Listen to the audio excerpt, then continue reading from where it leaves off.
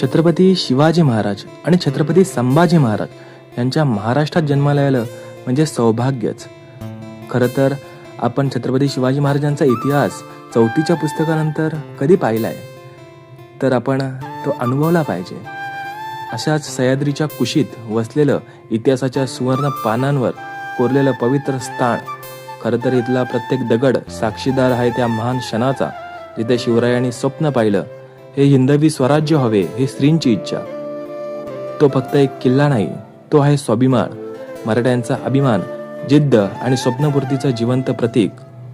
अर्थात हिंदवी स्वराज्याची जन्मभूमी, किल्ले रायरेश्वर पठार.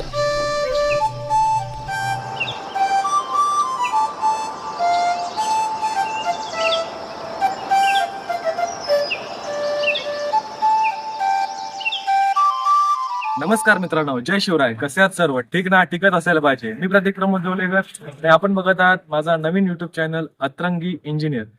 तर आज म्हणजे 1 मे आणि 1 मे म्हणजे महाराष्ट्र दिन आणि आमच्या सारख्या कामगारांचा हक्काचा दिन. तर आज आपण निघालेलो आहोत एक सह्याद्रीच्या भटकंतीला. तर आज पाहू शकता की 1 मे आणि अशी सुंदर सह्याद्री.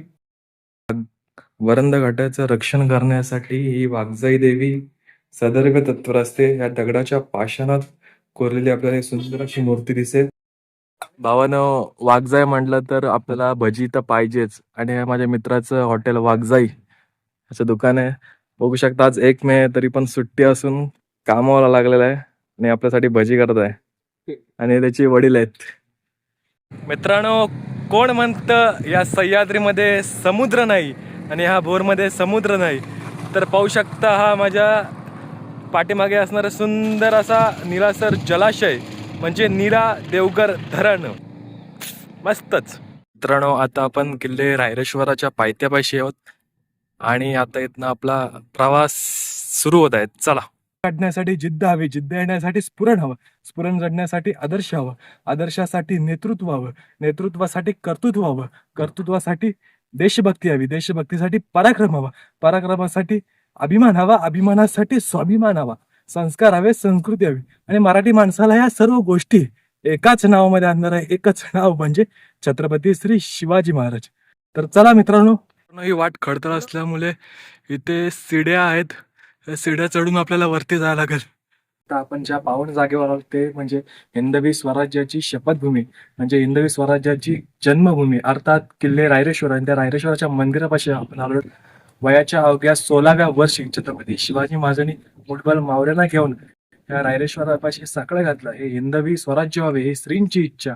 आणि इथेच या महादेवाच्या पिंडीच्या समोर आपल्या एका बोटाचा रक्ताचा अभिषेक करून एक हिंदवी स्वराज्याची सुरुवात केली. तर चला आपण दर्शन करूया. तर मंदिराच्या गाभाऱ्यात आपण प्रवेश घेत आहोत. तर आपल्याला समोर दिसत आहेत ते नंदी महाराज आणि इकडे छत्रपती शिवाजी महाराजांची प्रतिमा आहे आणि इकडे गणपतीची सुंदर अशी मूर्ती आहे.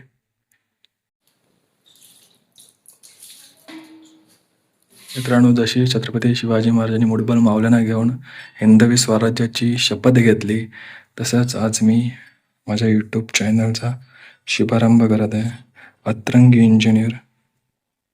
ती व्याख्या अशी की जवळजवळ आपलं मंदिर 11व्या-12व्या शतकातलं असू शकतं. आणि 1642ला सिंहाजी राजांनी कर्नाटकवरनं एक शिवा नावाचं कुटुंब या ठिकाणी जंगमाचं आणलेलं आहे पूजेसाठी.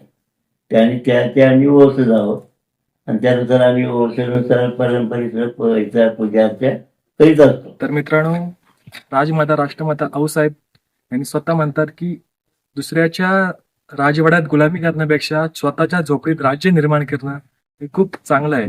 म्हणून छत्रपती शिवाजी महाराजांना राजमाता जिजाऊंनी सांगितलंच होतं की शिवा स्वतःचं राज्य करत, गोरगरिबांचं राज्य येण्यासाठी, दलितांचं राज्य येण्यासाठी तू एक स्वराज्य निर्माण कर.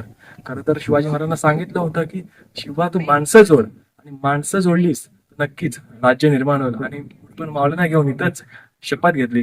खरं तर एक माणसं जोडण्याचं मी उदाहरण देतो, असं की एक शासकीय अधिकारी आपली रविवारची सुट्टी असते, तर त्या रविवारच्या सुट्टीच्या दिवशी तो काम करत असतो. काम करत असताना त्याचा मुलगा तिथे येतो. तो मुलगा म्हणतो की बाबा, तुम्ही शाळेत पहिला नंबर काढा, तुम्ही मला अजून सायकल घेतली नाही, मला सायकल घ्या. तो वारंवार हट्ट करतो. बाबा तिथं त्यांना समोर एक जगाचा नकाशा दिसतो. त्या जगाच्या नकाशाचे ते बाबा तुकडे करतात आणि त्या मुलाला म्हणतात की जर ह्या नकाशाचे तुकडे जोडलेस तर मी सायकल काय घेरची सायकल देतो. तो मुलगा त्याच्या रूम मध्ये जातो. 5 मिनिटं होतात, 10 मिनिटं होतात. बाबा आवाज देतात की जगाचा नकाशा जोडलास का? तेव्हा तो मुलगा आतून आवाज येतो, हा मी जोडला. तेव्हा तेव्हा विचारतात की हे तू कसं केलंस? तेव्हा तो सर्वप्रथम म्हणला की जगाचा नकाशा जोडायला सोपा होता, कारण की सर्वप्रथम मी त्या नकाशाच्या मागे एका माणसाचं चित्र होतं. त्या सर्वप्रथम मी माणूस जोडला. आऊसाहेबांनी शिवाजी महाराजांना हेच सांगितलं होतं की शिवबा माणसं जोडा, स्वराज्य आपोआप जोडलं जाईल. रायरेश्वर पठारावर फिरताना असा हा सुंदर असा नजारा, खरं तर जर फुलांनी भरला असता तर किती सुंदर दिसलं असतं हे. तर मित्रांनो, आपण अशा जागेवर आलो आहोत. रायरेश्वरच्या मंदिरापासून अर्धा तास आपण एका पठारावर चालून येतो आणि अशी खडतर आपल्याला वाट खरं तर भेटत नाही, पण आम्हाला देवा नशिबी भेटली वाट. तर ही जागा अशी आहे की ह्या जागेचं वैशिष्ट्य म्हणजे ह्या जागेवर 7 रंगाची माती आहे. तर आपण आता पाहूयात.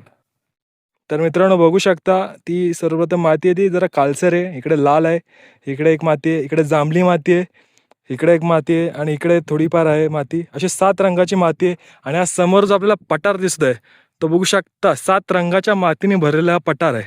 हे खरं म्हणजे रायरेश्वराचं वैशिष्ट्य. अशा प्रकारे आपण रायरेश्वराचा पठार आज सर केला. तर आज माझी यूट्यूबची पहिली व्हिडिओ.